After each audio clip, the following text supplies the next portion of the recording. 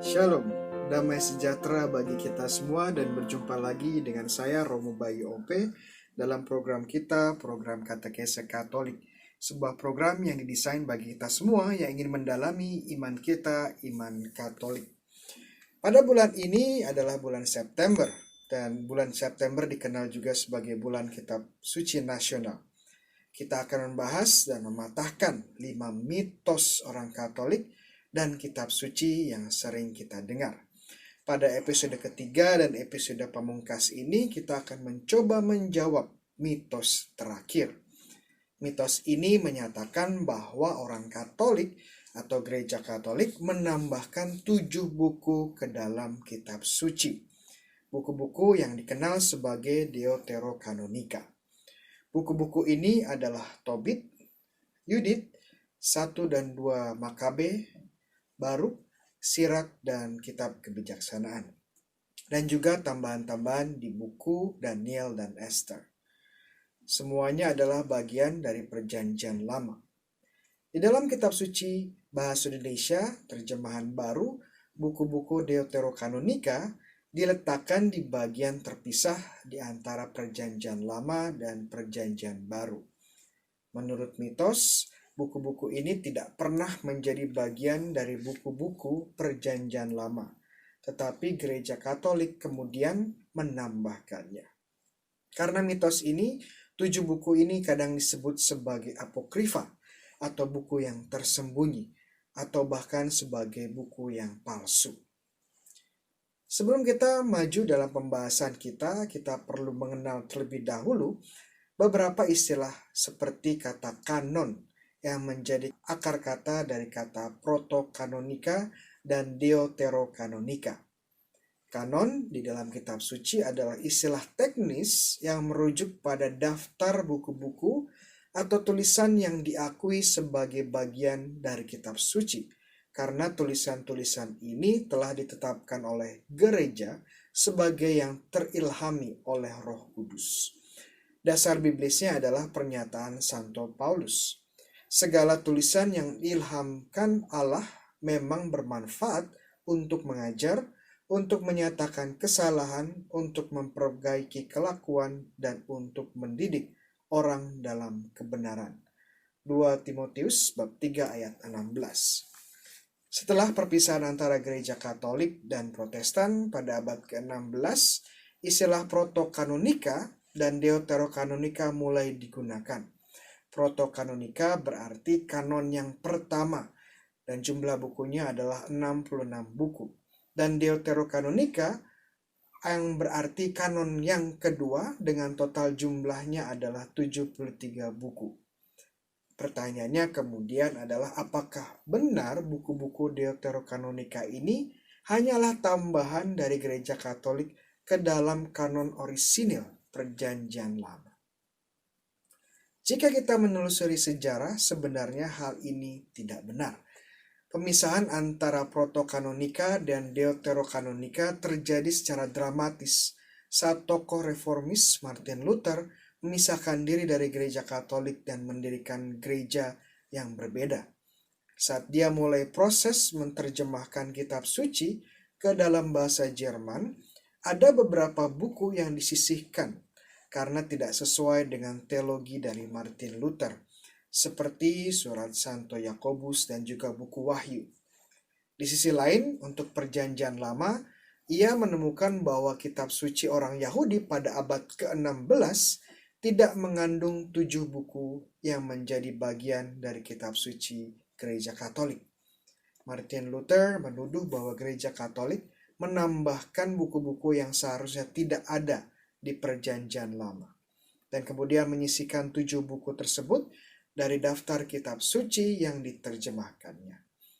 Tradisi Protestan sendiri kemudian menerima posisi Martin Luther untuk buku-buku Perjanjian Lama, tetapi tidak menerima posisinya dalam Perjanjian Baru.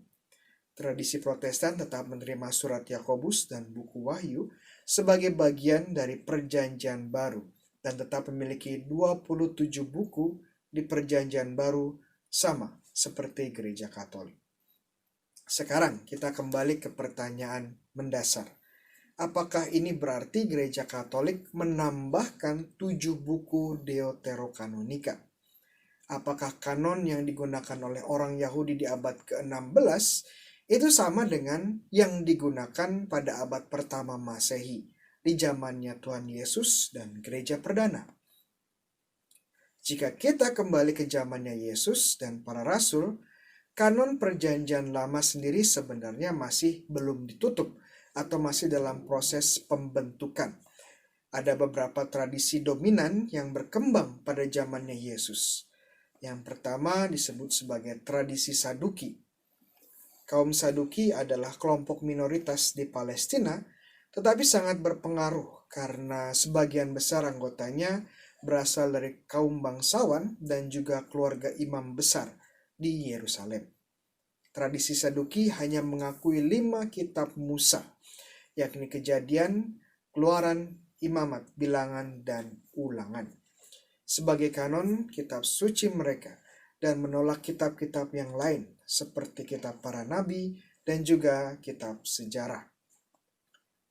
Kemudian tradisi kedua adalah tradisi Farisi. Kaum Farisi adalah kelompok yang cukup berpengaruh dan dominan di Palestina pada abad pertama. Yosefus sendiri, sejarawan Yahudi, mengatakan ada sekitar 4.000 sampai 6.000 orang Farisi pada abad pertama ini. Mereka bisa kita katakan sebagai kelompok Puritan yang membawa hukum Taurat dan ajaran para rabi atau para guru bangsa Yahudi ke dalam hidup sehari-hari bangsa Israel. Kanon kitab suci mereka kurang lebih sama dengan kanon Protestan saat ini. Namun tradisi Farisi sendiri baru ditutup pada abad ketiga atau bahkan keempat. Terakhir, tradisi Septuaginta. Septuaginta sendiri adalah terjemahan dari buku-buku Perjanjian Lama ke dalam bahasa Yunani. Pada abad pertama Masehi, banyak orang Yahudi, baik yang tinggal di Palestina maupun juga yang di luar Palestina, tidak menguasai bahasa Yahudi. Dan sebagai salah satu solusinya adalah mereka beribadah dengan menggunakan bahasa Yunani, yang adalah bahasa internasional saat itu. Dan termasuk di dalamnya adalah menggunakan kitab suci yang telah diterjemahkan ke dalam bahasa Yunani atau Septuaginta ini. Kanon Septuaginta sendiri secara fundamental sama dengan kanon Gereja Katolik dan Ortodoks, termasuk di dalamnya buku-buku Deuterokanonika. Dari ketiga tradisi ini sekarang, tradisi Saduki, tradisi Farisi, dan tradisi Septuaginta, manakah yang digunakan oleh Tuhan Yesus dan para rasul dan kemudian turun ke gereja perdana? Jawabannya adalah tradisi Septuaginta. Dan tentu tradisi Septuaginta ini juga mengikut sertakan 7 buku Deuterokanonika. Bagaimana kita tahu Septuaginta ini digunakan oleh para rasul dan gereja perdana? Salah satu buktinya terlihat dari bagaimana para penulis Perjanjian Baru seperti Matius, Lukas, dan Paulus mengutip buku-buku Septuaginta dengan leluasa. Seorang peneliti bernama Gleason Archer menemukan bahwa sekitar 90% atau sekitar 340 kutipan Perjanjian Lama yang ada di Perjanjian Baru berasal dari teks Yunani atau Septuaginta, dan hanya sekitar 10% yang berasal dari teks Ibrani.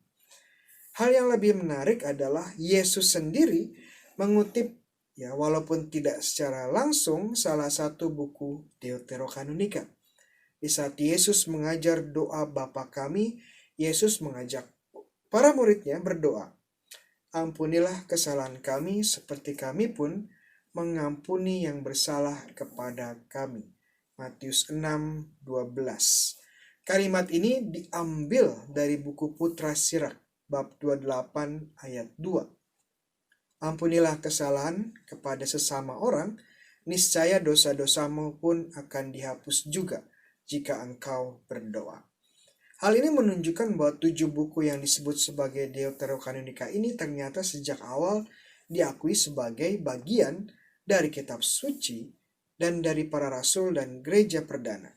Jika tidak demikian, para penulis Injil tidak akan menggunakannya dan bahkan secara eksplisit membatasi atau melarang penggunaannya. Penggunaan buku-buku Deuterokanonika juga berlanjut di zaman Bapa Apostolik dan Bapa-Bapa Gereja, seperti di dokumen Didakhe atau ajaran para rasul kepada para bangsa yang ditulis pada abad pertama. Mengutip, "Tanganmu jangan terulur untuk menerima, dan untuk mengembalikan jangan terkatup." Ini juga dari Putra Sirak, bab 4 ayat 31. Kemudian Santo Polikarpus dari Smyrna pada abad kedua mengutip kitab Tobit dalam suratnya. "Ketika kamu bisa berbuat baik, jangan menundanya, karena sedekah melepaskan dari kematian." Ini dari Tobit bab 4 ayat 10. Mempertegas tradisi para rasul dan gereja perdana ini, Konsili Roma di bawah pimpinan Paus Damasus pada tahun 382 menyatakan bahwa kitab suci gereja Katolik berjumlah 73 buku. Hal yang sama dinyatakan oleh Konsili Regional Afrika di Hippo tahun 393 dan di Kartage tahun 397. Pernyataan definitif atau final tentang kanon ini dikeluarkan oleh Konsili Umum Trente di Italia tahun 1545. Begitu juga dengan Konsili Vatikan kedua dalam dokumen konstitusi Dogmatis Dei Verbum tahun 1965 menegaskan kembali isi kitab suci gereja Katolik sesuai dengan tradisi.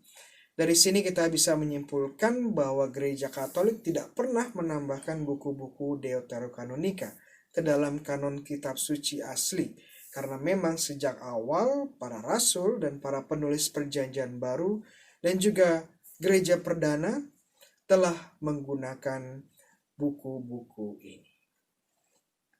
Demikian katekese Katolik kita pada episode kali ini, dan bagi teman-teman yang merasa bahwa katekese ini berguna dan bermanfaat, jangan lupa untuk di-share dan juga jangan lupa untuk like dan subscribe channel ini untuk mendapatkan video-video katekese berikutnya. Jika teman-teman yang punya pertanyaan dan komentar, silahkan tulis di bagian kolom di bawah. Tuhan sertamu. Kita semua diberkati oleh Allah yang Maha Kuasa, Bapa, Putra, dan Roh Kudus. Amin.